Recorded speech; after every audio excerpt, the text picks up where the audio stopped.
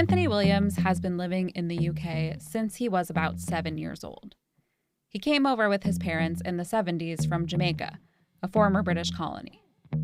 He went straight from school to the British Army, serving for 13 years, and now lives in Birmingham. But in 2013, he lost his job as a janitor because he couldn't prove he was a citizen. To make matters worse, he didn't qualify for unemployment benefits either. And that's when it all hit the fan. That I wasn't entitled to any benefits because I wasn't on any system. That was just pure confusion, and that threw me.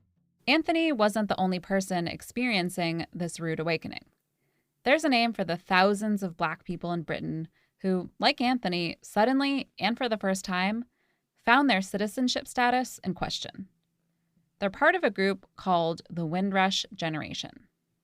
The Empire Windrush was a ship that in 1948 brought hundreds of people, mostly Black, from British colonies in the Caribbean to help rebuild the United Kingdom after World War II.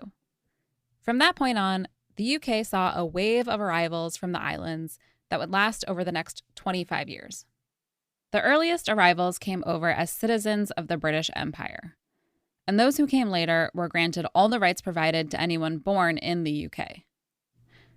But in 2012, a surge of immigration from Europe and criticism that the government was losing its grip on its borders resulted in a broad crackdown on what the government called illegal migrants.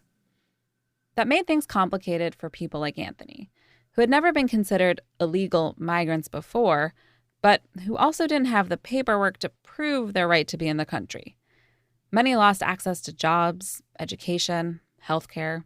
Some were even deported.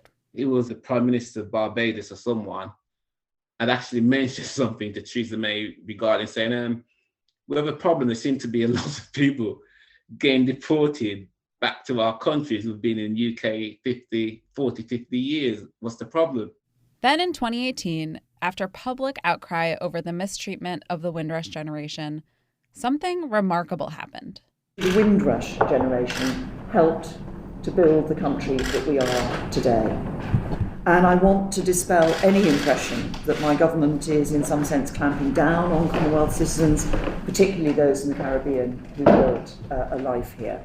The Home Secretary apologised to the House of Commons yesterday for any anxiety caused, and I want to apologise to you today. Prime Minister Theresa May herself and the UK government apologised and set aside what they called compensation for the harm caused. Only a handful of governments have ever done this. It's a big deal. But making amends for past injustices is not such an easy feat. That's something Alexandra Angra, who headed the Windrush compensation policy, would soon find out.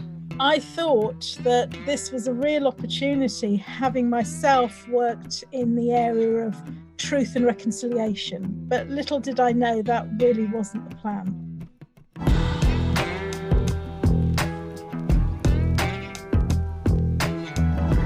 It is the scandal which shamed Britain. Thousands from the so-called Windrush generation who came here legally were then told they were here illegally. The data shows that the median white family has 10 times more wealth than the average Black family.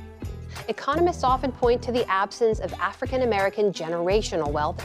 It is inhumane and cruel for so many of that Windrush generation to have suffered so long. It's much easier to integrate a lunch counter than it is to guarantee an annual income, for instance, to get rid of poverty. Hundreds of Black Britons were failed, who, after decades, were British, but not British enough.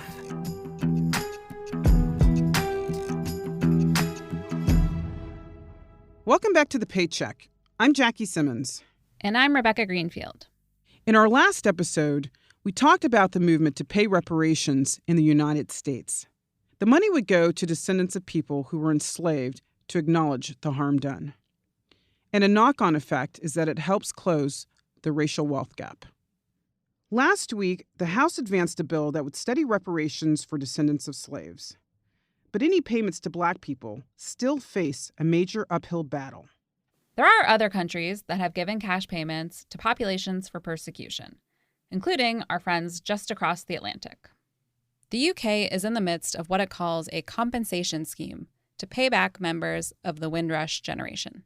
The story of Windrush might sound like an immigration story, but it's also a story about Black economic inequality in the UK. Around 14% of the UK population is non-white, and in London, 40% of residents are ethnic minorities. Many of those people immigrated from former British colonies, some of them descendants of slaves. And when they came to the UK, they faced discrimination in where they could live and what jobs they could have. They also faced outright violence based on their race.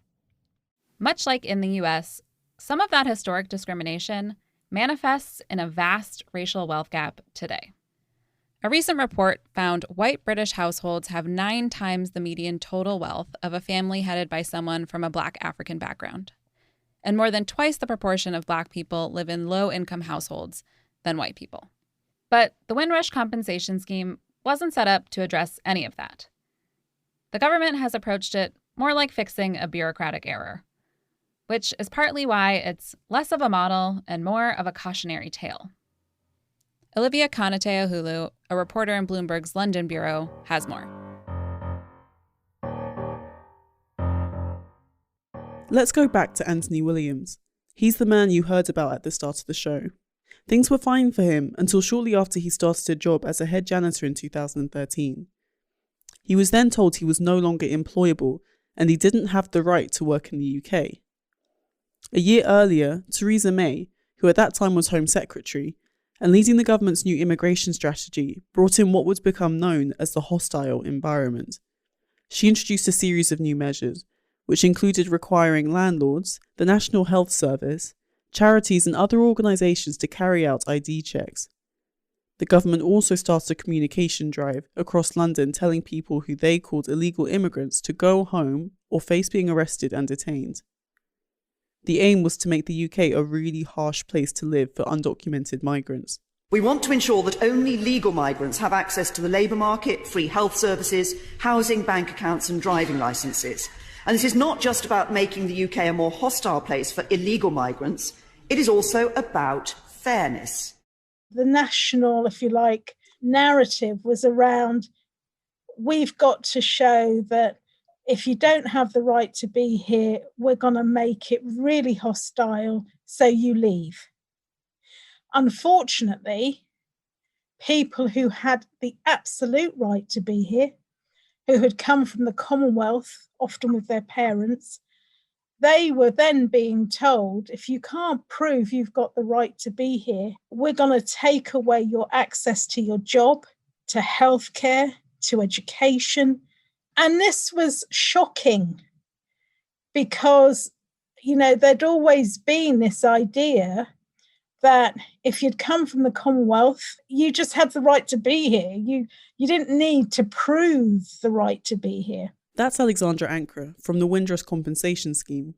She's worked as a barrister and an expert on restorative justice. Alexandra's not from the Windrush generation herself, but her father's from Ghana, and she knew someone whose parent was a fellow Ghanaian who was caught up in the scandal. Anthony, who never needed any paperwork before, found out he was lacking crucial proof of his right to work, which made it impossible for him to get a job. And what he saw in newspapers about the government's new immigration strategy scared him. How people get picked up on the streets, the van driving around with a massive sign saying, if you're here illegally, pack 3 bags, we're coming to get you, that kind of stuff. And it really frightened people. So, some people go on the ground. The money was short. Come the winter time, I used to do stupid things like, I used to turn my fridge off. It's that cold in my flat. Anthony's limbo lasted 5 years. During that time, he couldn't access healthcare. He was unable to get treatment when he had a serious gum infection and lost most of his teeth. I was confused. I didn't know what was going on. I believe I was the only person it was happening to. I didn't have no one to talk to about it, really, because it's something I don't want to talk about because of my past being in the army, and now I'm being treated in this way. And it's actually hurt my pride a bit. It really has.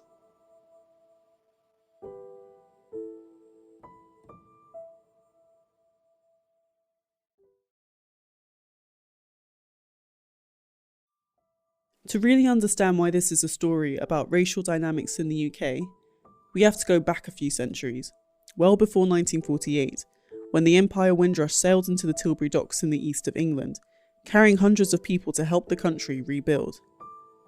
I talked to my colleague from City Lab, Brentin, who's written about the history of Afro-Caribbeans in the UK and about how the Windrush Generation fits in. Hey Brentin. Hey Olivia. So I wrote about this last year for Bloomberg City Lab, and it's important to understand that the United Kingdom colonized many of the Caribbean islands in the 1600s. And in the centuries that followed, they'd go on to form a key part of the empire's trade network. The colonies took millions of black people from Africa to work on sugar plantations, and London's financial district became the center of an economic system built on Caribbean slavery. When slavery ended across the British Empire in the 1830s, white elites and governors stopped investing in infrastructure, education, and business development on these islands. So to achieve some semblance of economic mobility, the newly freed Afro-Caribbeans traveled to other parts of the British Empire and also the Americas to earn money, much of which they sent back to their families. World War II is a massive turning point for Britain and its relationship with its Caribbean colonies. Thousands of people from the islands joined the armed forces as British subjects, and when the fighting was over, many of them traveled to Britain to help rebuild the nation they felt a sense of loyalty to. And this is where we're beginning our story of the Windrush Generation. Many of their ancestors were enslaved and their children were considered subjects of the British Empire and its colonies, so many of them weren't really immigrants. At least not those first arrivals. Yet, the new Afro-Caribbean arrivals experienced both overt and casual racism. They were harassed, and because white people refused to work alongside them, they were denied jobs. The day the Empire Windrush arrived in England, a group of lawmakers wrote to the Prime Minister warning about the consequences of what they called, quote, an influx of colored people. Today, some people are proud of the UK's imperial history, when at one point it held power over around a quarter of the world's population. Others see the period as one of huge economic exploitation and human suffering, which was the starting point for gaping inequality not just within the UK, but across the globe. And then there's those who see the truth as somewhere in between the two. One thing is clear. Over the years, black communities in Britain have registered their anger with what they see as continued unequal treatment. And when a US police officer murdered George Floyd last year, there was an outpouring of grief for the discrimination that black people have experienced in the UK. That exploded into a series of protests like the ones we saw in the US. Much of that frustration was targeted at how the Windrush generation has been treated. There's been a lot of soul-searching since then. Financial heavyweights in the City of London have begun to apologise for the roles they played in financing and profiting from the slave trade. The Windrush compensation scheme was established before the George Floyd protests. It was never about trying to address these wider issues and apologising for racism and slavery. It's about making amends for a series of errors. The most significant of those mistakes took place in the 1970s, about a decade after the majority of British colonies became independent. There was a growing feeling within the government, but also across the country, that too many people were coming to live in Britain. So they introduced legislation to make it harder for people to get to the UK. One of those laws decided that everyone who arrived in the country from the former empire before 1973 could stay, but authorities kept no official record of everyone that they gave that permission to. There was no paperwork or any kind of identification in what has since been called a profound institutional failure by an independent review. Then, in 2010, the Home Office, the ministry in charge of domestic affairs, destroyed the immigrants' landing cards. It says that decision was for data protection reasons, and they didn't think the information on the cards was that important. So the black Caribbean British residents were left with absolutely no way of proving their right to live in the country. And they had never needed that, until the hostile environment policies were introduced. We'll probably never know how many members of the Windrush generation got caught up in this policy, but it's safe to say thousands. The compensation scheme that the UK government came up with aimed to right the wrongs of the scandal, paying what they described as, quote, eligible individuals who did not have the right documentation to prove their status in the UK and suffered adverse effects on their life as a result. To achieve this, they'd break down all the ways someone could have been affected, from losing their job to the general impact on their life, and use public funds to pay for it. I felt really optimistic at the beginning, feeling this was an opportunity to go and help. That's Alexandra Ankara again. She wanted to be involved because she knew someone wrongly caught up in the hostile environment and understood the price they paid. But as soon as the scheme was set up, it was plagued with difficulties. Payments were delayed and capped at a level that didn't even come close to compensating people who'd been unable to work for years. In fact, it was about a full year after Anthony applied for compensation that he got an offer. It was £18,776.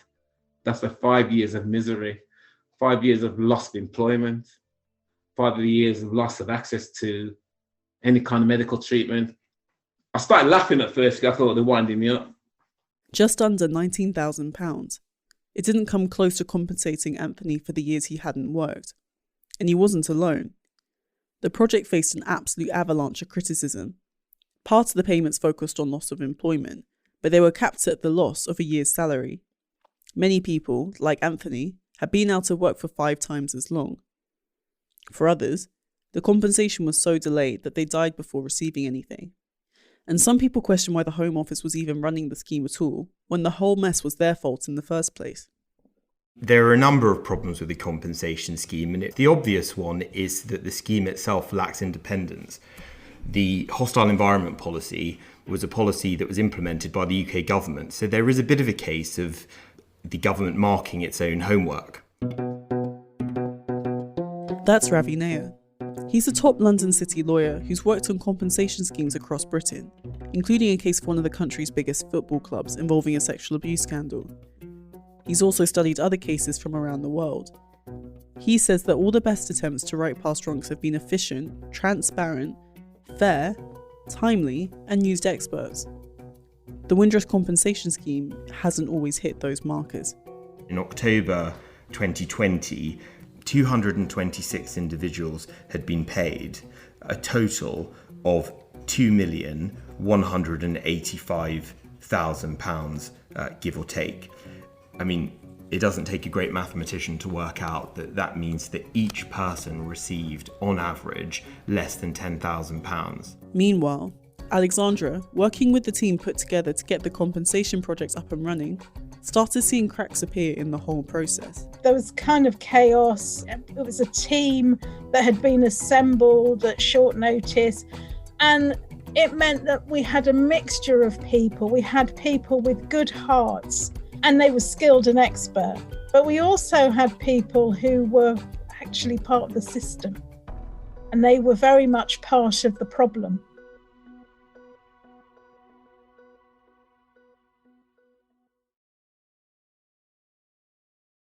A public debate emerged about the nature of the entire scandal and why it happened in the first place. Had the Windrush generation been mistreated because they were black? Or was it really just a mistake? The reality is complicated. It was easier for some people to see it as a bureaucratic error and not as a way to deal with the legacies of racism in this country. There were some who refused to see this as an issue that engaged with race or race discrimination. And invariably, though those people who had been harmed were black, they refused to see this as anything other than as an error, a mistake that didn't engage race and wanted to look at it with a colourblindness. About a year after Alexandra joined the team, she found her situation untenable. Every aspect of it was wanting, from lack of communications, the very poor effort around outreach, the continual failure to respond to community concern and criticism. And it really also reflects that the Home Office doesn't really employ that many senior black people. So, you have an organisation with 30,000 plus staff, But in senior leadership roles, you'll have less than 10 black staff. The attitudes of some staff were vindictive and disgraceful. And so all of those things told me it was time to go. Alexandra resigned and ended up leaving the Home Office altogether in August last year. The scheme would go on to receive so much criticism that in December 2020, just over a year after it launched, the Home Office announced it was overhauling the payments, which included raising the maximum payment anyone could receive for the impact on their life by 10 times, and those changes were applied retrospectively. When we got in touch with the government, a spokesperson told us, "We launched the Windrush compensation scheme to ensure those so badly let down get the compensation they deserve." They also said since April 2019, they've offered almost £80 million. But is it even possible to fairly compensate someone for these past injustices? Anthony's since been offered a substantially higher figure than the £18,500 than he was going to get before. But that doesn't change what's happened to him. I lost my confidence, really. I'm not outgoing anymore. I don't really trust people that much anymore. And they're also at some point now where I do regret joining the army in some ways, because I gave them 13 years, and those 13 years were the best years of my life. And look what they're doing to me now. There are many others still fighting the payments they were offered, or who haven't received anything. And all these years later, there are still people today waiting for their documents to be sorted out. When you ask Alexandra about her role in the programme and her decision to leave, she looks back with mixed feelings. My father fought in the war for this country. I've got a brother who's seen active service, but there were veterans who had got caught up in Windrush as well. So how do I then look my children in the face and tell them, be proud of your country? Your country's got you. If we have Windrush. So until we resolve Windrush, until we resolve our nation's hurt, we don't move forward together as a nation. So how did it make me feel? It made me feel wretched that I had failed, because the cost of failure in successive generations could be very great. And I don't want that on my conscience.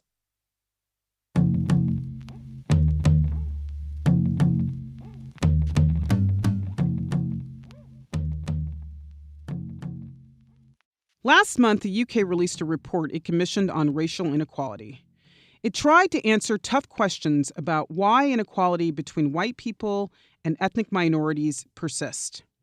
It found that the UK has entered a new era of participation for ethnic minorities, who should, and I quote, examine the extent individuals and their communities could help themselves through their own agency, rather than wait for invisible external forces to assemble to do the job.